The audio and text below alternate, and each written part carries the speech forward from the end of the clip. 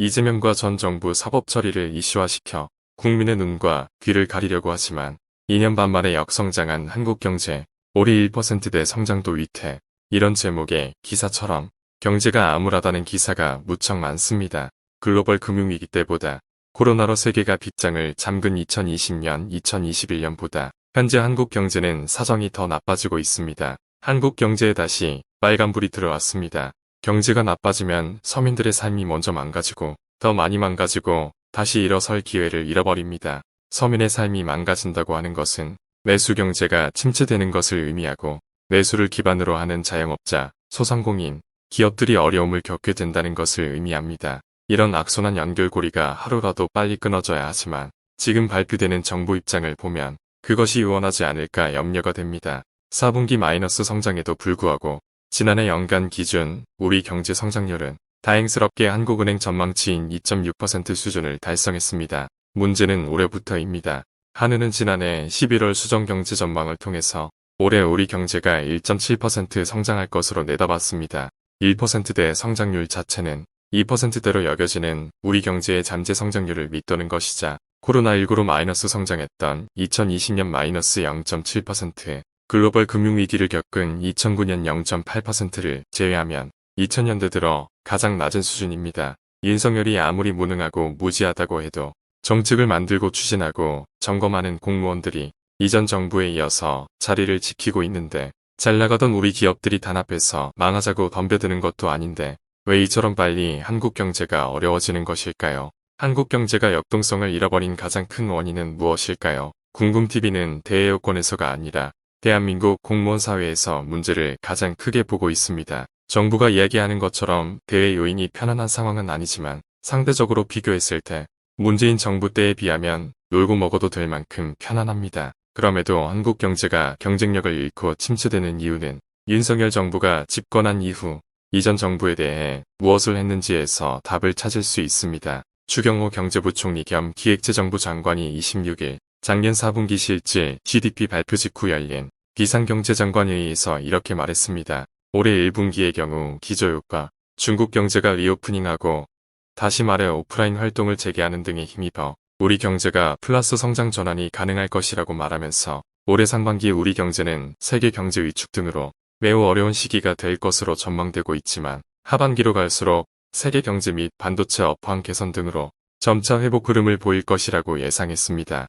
그럴듯해 보이는 추 장관의 발언에는 함정이 있습니다. 중국은 2020년부터 제로 코로나 정책으로 국가 전체를 봉쇄하거나 도시 봉쇄를 해왔던 국가이고 더구나 윤석열 정부는 노골적으로 중국을 적대하고 있습니다. 무역에서 문재인 정부 시절처럼 협력을 얻어내기가 어렵다는 이야기입니다. 그럼에도 중국에서 오프라인 활동을 재개하는 것에 기대를 한다고 말하고 있습니다. 그리고 추 장관의 발언에서 유럽이 사라졌다는 걸 알 수 있습니다. 중국 의존도에서 탈피해 새로운 시장으로 유럽을 지목한 것이 다름 아닌 윤석열 정부인데 중국은 거론하면서 유럽은 거론하지 않았습니다. 그렇다고 유럽의 경제정책에 윤석열 정부가 적극적이냐를 보면 전혀 그렇지 않다라고 단정적으로 말할 수 있습니다. 에너지 정책 하나만 보더라도 그렇습니다. 미국도 유럽 에너지 정책을 따라가는데 윤석열 정부는 오로지 원전 하나에 목숨을 걸고 있고 그마저도 오락가락하는 행보를 보이고 있습니다. 윤석열 정부의 경제정책, 해외 수출 전략은 이거다라고 자신있게 말할 수 있는 분이 있을까요? 정치와 이념 논리가 모든 것 위에 있게 되고 공권력을 공포의 대상으로 체감하게 되면 사회 시스템을 작동하게 하는 공무원 사회가 멈춥니다. 윤석열 정부는 문재인 정부의 정책을 처벌하겠다며 나섰습니다. 정책을 집행하는 과정에서 불편 부당한 일을 처벌하는 것이 아니라 정책과 판단 자체를 범죄로 몰아갔습니다. 그런 기조가 공무원 사회를 얼어붙게 만들었습니다. 보고가 되었든 되지 않았든 불문하고 결재권자의 승인이 있었든 아니든 상관없이 의미 없는 메모지 하나, 단어 하나로 국가의 권력기관들이 총출동했습니다. 보고서를 작성한 공무원, 기한서를 작성한 공무원은 부처 부서를 막론하고 검찰의 감사원에 경찰에 불려다니기 바빴습니다. 이를 능동적으로 했던 직원 일수로 신변에 대한 걱정을 해야만 했습니다. 공무원들을 흔히 철밥통이라고 하죠. 복지부동이란 말을 가장 많이 듣는 이들도 공무원입니다. 직무 수행 능률이 1000% 늘어나게 일할 수 있는 이들이 공무원이고 최소한의 직무로 가장 비능률적인 생산성을 가질 수 있는 이들이 공무원입니다. 하나의 예를 들자면 성남FC 제3자 뇌물죄가 그것입니다. 윤석열 정부에서 검찰이 보여주는 모습을 보면서 어떤 공무원이 광고 영업을 적극적으로 할 수 있을까요? 공무원들이 광고 영업에 움직이지 않고 세금을 사용하는 것이 안전하다 판단하면 줄어든 광고 수입만큼 그 부족분을 메우기 위해서 결국 시민이 낸 세금으로 충당해야 하고 시민들이 받고 있거나 받을 수 있었던 행정 서비스가 줄어들거나 사라지는 결과를 가져옵니다. 지자체가 운영하는 스포츠단에 후원금을 모금하는 것에 사실상 할당량도 없고 이로 인한 인사상 불이익이나 이익이 없습니다. 공무원 사회는 아주 특별한 경우를 제외하고 신분이 급격하게 변하는 일이 없는 사회입니다. 윤석열 정부는 공무원 사회를 비롯해 대한민국 전체에서 불만이나 비판적인 목소리를 잠재우고 흔히 말하는 장악이라는 것을 하려고 저짓을 하고 있지만 윤석열 지지자들이 환호하는 겉모습과 달리 대한민국 중심에서 모든 흐름을 만드는 공무원 조직은 아무것도 하려고 하지 않게 되었다는 것입니다. 의욕을 가지고 움직이면 움직일수록 안정적인 신분이 위협당하는 이런 시국에 안정적인 신분이 가장 큰 매력인 공무원 사회는 새로운 제안을 하거나 모험적인 시도를 하거나 앞장서서 유관 기관과 협력을 하려 하거나 민간을 독려하는 일을 하려고 하지 않는 것입니다. 아주 최소한의 직무, 그것마저 안 하면 근태의 문제가 될 수 있는 그런 정도, 딱 그 정도의 일만 공무원은 할 수밖에 없습니다. 여기서 나경원 이야기를 하는 것이 적절한지 모르겠지만 나경원이 저출산 대책으로 지원안을 발표했습니다. 정상적인 정부 조직이라면 정부 정책 방향과 다른 제안이라고 해도 장관급 부위원장이 제안한 내용에 대해서 형식적이라도 관계부처에서 논의를 진행한 뒤 제안 적용 여부를 판단했어야 합니다. 저출산대책위원회 신설 목적은 저출산 해소입니다. 저출산을 해소하려는 어떤 제안도 수용할 자세를 가져야 저출산 문제가 비로소 해결될 수 있습니다. 단 한 번의 논의도 없이 정부 정책 기조와 맞지 않다고 면박을 주고 직위에서 불이익은 물론 미래까지 걱정하게 만드는 모습이라면 어떤 부처 어느 누가 제안이라는 걸 하게 될까요?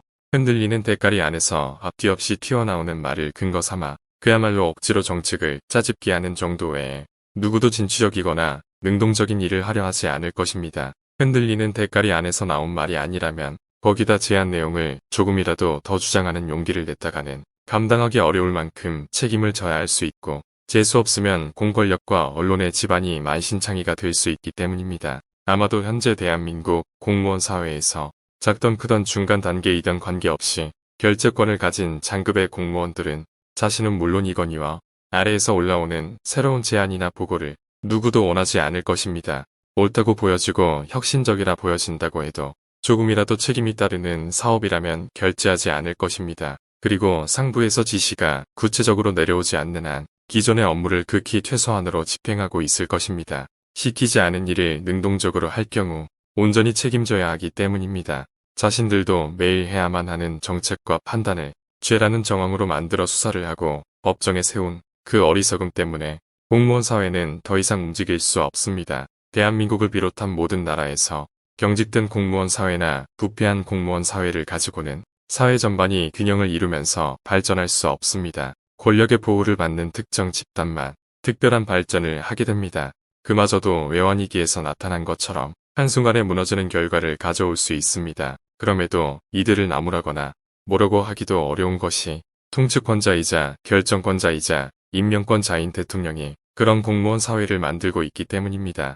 2027년 5월 9일까지 우리가 마주하게 될 대한민국의 공무원 사회 모습이 될 것입니다. 정책 위반이나 정책 판단을 법정에 세워서는 안 됩니다. 정책 위반과 정책 판단을 법정에 세우면 국가 시스템이 멈춰버립니다. 대한민국과 같은 나라를 두고 고도로 발달된 사회라고 합니다.